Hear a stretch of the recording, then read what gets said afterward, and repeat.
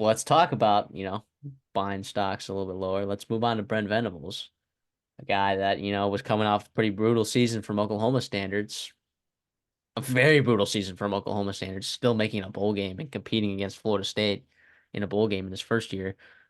His second year, um, yeah, he goes 10-3 with an offense that scored fourth in points per game and a defense that was top 50 in points per game allowed, which is not great, but it was enough. And now he's got a top 10 recruiting class coming in the building. Like, feels like Brent Venables kind of has this thing cooking again for Oklahoma. Am I right? Yeah, I mean, you bring in 27 recruits. Again, we talked about the high school, how much that matters for longevity, and David Stone, obviously, of that. Jackson Arnold's obviously a guy that we're high on, and so is a lot of people, especially that staff. Obviously, choosing him over, a guy like Dylan Gabriel, who's a veteran guy, uh, and they're going with the future and the upside of Jackson Arnold. Yeah, I think it's pretty exciting. I think obviously moving the SEC is scary. I posed the question where it's like, is Joey McGuire going to win a conference title before Brent Venables? I think that absolutely could happen. I think it probably will, but the reality is you can win a title game at Oklahoma. You can win a national title, an SEC title at Oklahoma. And I still think Brent Venables is a guy that can absolutely do that. What he's doing in the recruiting ranks, supplementing in the transfer portal. Yeah, it's super, super impressive. Yeah, I mean, look, and he's got the pedigree, like the resume, going into this, you're like, oh, because I'm pretty sure he was his first time head coach. Despite, I mean, he won the Broyles Award at Clemson as defensive coordinator at Oklahoma before that. So I mean, like, I think there was some nervousness there, like, hey, you get this guy in the building, like, oh, does he know how to operate a large program such as this? But feels like, he clearly got the Jeff Lebby hire right? I mean, now that Jeff Levy's the head coach of Mississippi State, so it feels like Yeah. you can trust him to kind of assemble his staff. It's just going to be like, hey, can this defense continue to get better, right? And it feels like that with the talent that they're bringing in the building, specifically on the defensive line, I think it is. I think it is going to continue to get better, and you get some nice talents back that you thought might go to the NFL, such as like Billy Bowman. It, this could be a pretty decent team next year. Obviously, not expecting them to go crazy, but you get a top 10 recruiting class in back-to-back years. In 2023, Brent Venables finished with the number six recruiting class. 2024, he finishes with the eighth. Back-to-back top 10 recruiting classes, which Lincoln Riley can't say when he was there. So that's pretty nuts. Uh, yeah, I'm super high on him. It feels like he should go higher than this, right? Like definitely like probably like in we picked him what 10th overall. Probably should be like seven or eight, nine, 7 to 9 range. Is that fair? I feel better about his sustainability than Mara Cristobal's. I just think a little bit better in-game coaching. You saw him win the big game against Texas this year, Yes. which is obviously a massive. I mean, you lose to Oklahoma State, but I mean, who wasn't at that point in the year? So Mike we love Mike Gundy. Gundy.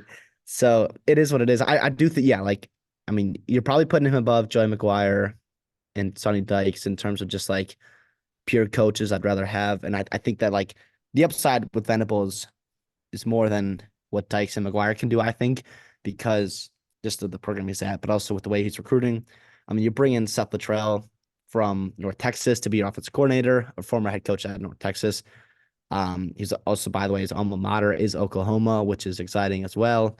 So yeah, I mean it's pretty good, pretty looking pretty good for Oklahoma fans. I think the Lincoln Riley shift was a big one, and it hurt and it shook you guys to the ground, and you kind of had to rebuild from the ground up. But there's also a part of me that thinks that the way Venables is building that core up and that culture up in the program is almost a faster track to a title, a national title, than Lincoln Riley, what he was doing in Oklahoma, and is just sending out Heisman quarterback after Heisman quarterback and hoping that he could just outscore all his opponents. But Venables, I think, is doing it the right way.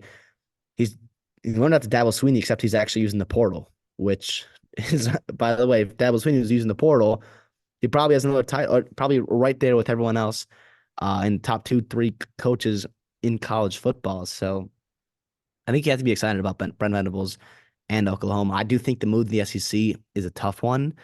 And with all the losses you have, especially on that O line and quarterback wise, it could be pretty tough in year one, but like we said, the way they're recruiting there, I mean, you got to feel good with the sustainability of this success. 10 wins.